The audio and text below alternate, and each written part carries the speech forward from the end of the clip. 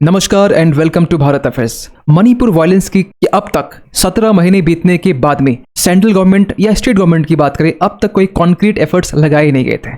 लेकिन एक positive update यहाँ से ये निकल के आ रहा है कि मणिपुर में पीस के लिए एफर्ट्स यहाँ पर लगाए जा रहे हैं और उसके लिए मेती, कोकी और नागा, ये तीनों जो ग्रुप्स हैं ये आपस में मिले हैं और ये जो मीटिंग हुई है ये दिल्ली में हुई है। और तीनों ग्रुप्स के जो एमएलएज हैं, जो विधायक हैं, आपको बता दें कि मणिपुर में टोटल 60 एमएलएज हैं। 60 में से 40 जो एमएलए हैं वो मेती ग्रुप के हैं और कुकी और नागा मिलाकर दोनों के 20 एमएलएज हैं। और ये जो एफर्ट्स है ना, ये फर्स्ट टाइम जब से वायलेंस स्टार्ट हुआ है उसके बाद में पहली बार ऐसा देखा जा रहा है कि तीनों जो ग्रुप हैं आपस में आए हैं, डायलॉग के लिए तैयार हो चुके हैं। लेकिन अगर आप सोच रहे होंगे कि ये तीनों की एक जॉइंट मीटिंग हुई होगी, नहीं, ऐसी बात नहीं है। यहाँ पर होम मिनिस्ट्री के साथ में तीनों जो ग्रुप है, कुकी, मेतीज और नागा, तीनों की सेपरेट टॉक्स हुई है। और सेपरेट टॉक्स होने के बाद में फाइनली यहाँ पर मिनिस्ट्री ऑफ होम अफेयर्स की तरफ से ये बातें कही गई कि ये जो मणिपुर जो पूरा मामला है, मणिपुर की शांति का जो मामला है, उसे यूनानिमसली यहाँ पर रिजॉल्व करने की जरूरत है। वैसे आपको बता दें कि मणिपुर वायलेंस को लेकर जितने भी ऑफिशियल्स हैं उन्होंने यहाँ पर ये जो शुरुआत है ना, इसे एक अच्छी शुरुआत कही है कि एक गुड बिगिनिंग यहाँ पर देखी जा रही है। और ये पहली मीटिंग में अगर तीनों ग्रुप्स के एमएलएज अगर आपस में मिलते हैं तो एक पॉजिटिव सिग्नल है कि मणिपुर जो 17 महीने से जल रहा है, अब यहाँ पर एक उम्मीद की किरण, एक पीस हमें देखने को मिल सकता है। लेकिन ये भी कहा जा रहा है कि ये जो फर्स्ट मीटिंग है ना, अपने आप में ये कोई मिरेकल नहीं है, क्योंकि इसके आगे भी यहाँ पर और भी मीटिंग्स यहाँ पर करने की जरूरत होगी ताकि पीस एस्टैब्लिश हो सके मणिपुर में। और ऐसा नहीं ये मीटिंग अचानक होगी। लास्ट मंथ आपने ये देखा होगा, सितंबर मंथ की हम बात कर रहे हैं, जब अमित शाह होम मिनिस्ट्री की तरफ से ये कहा गया कि सरकार ने अपने तरफ से एक रोड मैप क्रिएट की है ताकि मणिपुर वायलेंस के लिए एक प्रॉपर सॉल्यूशंस निकाला जा सके। जो आज के टाइम में म्यांमार से इन्फिल्ट्रेशंस के जरिए लोग मणिपुर में आ रहे हैं और वहां पर जो लॉ एंड ऑर्डर है इसे डिस्टर्ब करने की कोशिश कर रहे हैं। और यही एक सबसे बड़ा एक रूट कॉज है सभी प्रॉब्लम्स के लिए। और इसके लिए हमें लोकल ट्राइब्स के साथ साथ हमें जितने भी यहाँ पर ग्रुप्स हैं इनके साथ में डायलॉग और डिबेट करने की जरूरत है। और हमें एक रोड मैप बनाने की जरूरत है जिससे ये जो पूरा इशू है इसे सॉल्व किया जा सके। और इसी के लिए आज से कुछ दिन पहले अक्टूबर 16 का बेसिकली आर्टिकल है, जब मेती, कोकी, नागा तीनों के एमएलएज मिलते हैं दिल्ली में और डिस्कस करते हैं कि किस तरीके से पीस एस्टैब्लिश किया जा सके मणिपुर में। लेकिन एक सवाल दिमाग में चल रहा होगा कि ये अचानक फिर कोकीज, मेतीज, नागा की मीटिंग यहाँ पर क्यों हुई। आपको बताना चाहते हैं, आज से 1 महीने पहले की हम बात करें, सितंबर की हम बात कर रहे हैं, जब यहाँ मणिपुर से ये अपडेट निकल के आती है कि रिसेंटली मणिपुर फिर से जल रहा है। क्योंकि यहाँ पर रिसेंटली एक वायलेंस देखा गया जिसमें 7 लोगों की जान गई। 2 दिनों में 3 डिस्ट्रिक्ट में कर्फ्यू लगाया गया। इवन कि यहाँ पर ये भी चीजें निकल के आने लगी उस समय के आर्टिकल्स में कि मणिपुर वायलेंस जो है इसमें 6 लोगों की जान गई है, बंकर को डिस्ट्रॉय कर दिया गया है। और ये सारे रीजन थे नागा और कोकी के बीच में, क्योंकि नागा और कोकी ये अपने आप में दोनों के बीच में एक कॉन्फ्लिक्ट देखी जा रही है, अस्तित्व की कॉन्फ्लिक्ट। जो ये कहा जाता है कि नागा जो ये अपने आप मानते हैं कि ये कुकी से पहले एग्जिस्ट किया करते थे, जो ये डिमांड करते ग्रेटर नागालैंड की। और कुकी का ये मानना है कि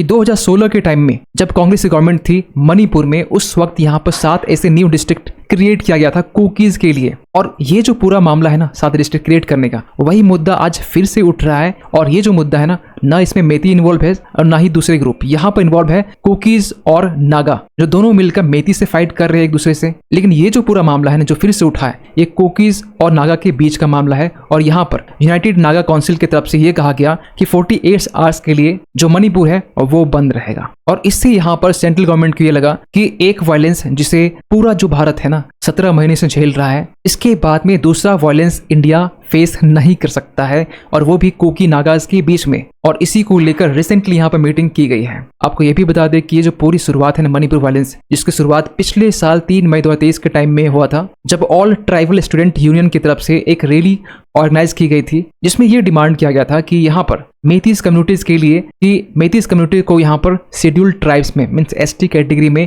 इंक्लूड करनी चाहिए। आपको पहले ये बता दें कि मणिपुर जहाँ पर मेजर तौर पे मेतीस, नागा और कुकी, मेती जो कि हिंदू से बिलोंग करते हैं, पूरी कल्चर और कस्टम्स, नागा और कुकी माना ये जाता है कि ये क्रिश्चियंस कम्युनिटी से बिलोंग करते हैं। उनमें से भी जो कुकीज हैं वो एसटी कैटेगरी का दर्जा दिया गया है। थोड़ा डिटेल से और बात करें तो आपको बता दें कि मेतीज जो बेसिकली जो इम्फाल का रीजन है, जो सेंट्रल मणिपुर है, यहाँ पर ये कॉन्सेंट्रेटेड है। इवन कि जो पेरीफेरी का जो एरिया है ना, यहाँ पर नागा और कुकीज ये कम्युनिटी यहाँ पर रहते हैं। आपको अगर नाम से बताया जाए तो मेती जो है वो थोमल, इम्फाल ईस्ट, इम्फाल वेस्ट, काकचिंग और विष्णुपुर यहाँ पर कॉन्सेंट्रेटेड है। इवन की नागा की बात करें तो ये सेनापति उखरुल, कुकी जोमी की बात करें तो चूराचंदपुर जहाँ पर ये वायलेंस पिछले साल सामने निकल के आया था। फिर उसके बाद कांग, पोक, पी, फेरावल और मेती नागा को जो कुकी है, तीनों मिलकर यहाँ पर जो तीनों ग्रुप एग्जिस्ट करते हैं वो है चंदेल, तेगनुपाल और जिरीबाम में। मेती की जो पॉपुलेशन है ये 53% है और वो भी सेंट्रल मणिपुर में ही ये कॉन्सेंट्रेटेड है।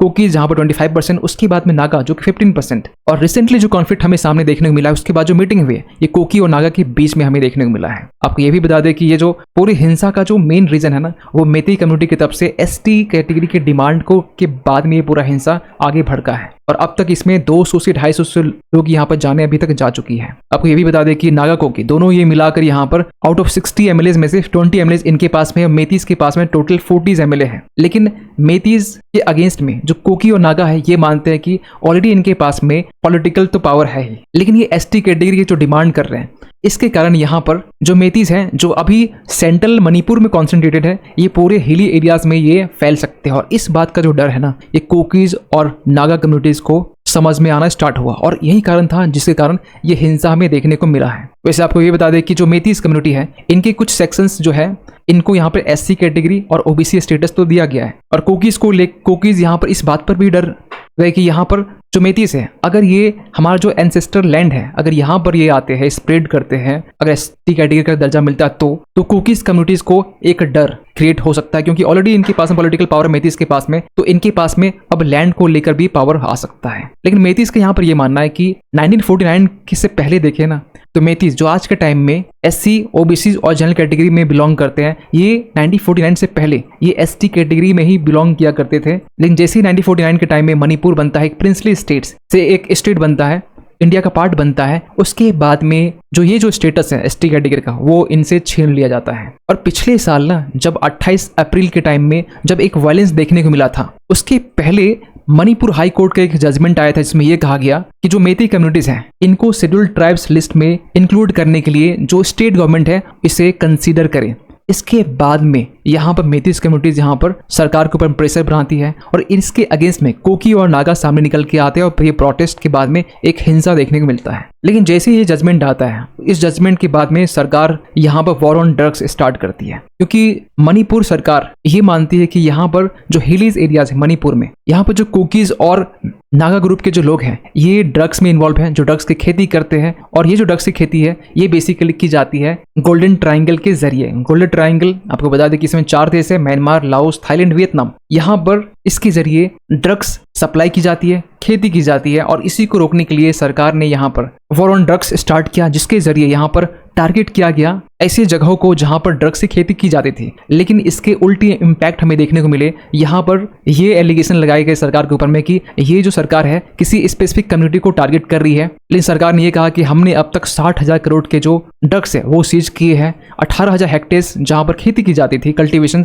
इसे हमने रोका है लास्ट 6 ईयर्स में। इवन की सरकार के ऊपर ये भी एलिगेशन लगाए गए कि यहाँ पर मणिपुर जो सरकार है, स्टेट गवर्नमेंट है, ये कोकीज नागा कम्युनिटीज के जो जमीन है वो इनक्रोच कर रही है, वो हड़प रही है। इसको लेकर भी कोर्ट में अप्रोच किया गया। लेकिन कोर्ट ने अपने तरफ से ये कहा कि ये जो इनक्रोचमेंट का जो मामला है जिसके कारण यहाँ के जो लोग हैं डिस्प्लेस हो चुके हैं, ये जो कोर्ट है इसे रिजेक्ट करता है। लेकिन इस पूरे मामले में ना आर्टिकल 371C का जिक्र जरूर आता है क्योंकि आर्टिकल 371C जिसे 27वां अमेंडमेंट एक्ट 1971 के टाइम में इसे ऐड किया गया था। ये जस्ट लाइक आप 371 जो आर्टिकल आप पढ़ते हैं ना, 370 आर्टिकल जो कश्मीर के लिए था जिसे रिमूव कर दिया गया, जस्ट लाइक सेम इसी तरीके से है। लेकिन यहाँ पर इस स्पेसिफिक जो आर्टिकल है उसमें प्रेसिडेंट को ये ऑथराइज किया जाता है कि ये एक ऐसी कमेटी को क्रिएट कर सकती है मणिपुर लेजिस्लेटिव असेंबली के लिए जिसमें इलेक्टेड मेंबर्स हो जो हिली एरियाज हैं, और हिली एरियाज जिसे प्रेसिडेंट अपने ऑर्डर से ये डिक्लेयर कर सकती है कि कौन से एरियाज हिली एरियाज हैं। इवन की मेन जो ऑब्जेक्टिव है इसमें यह है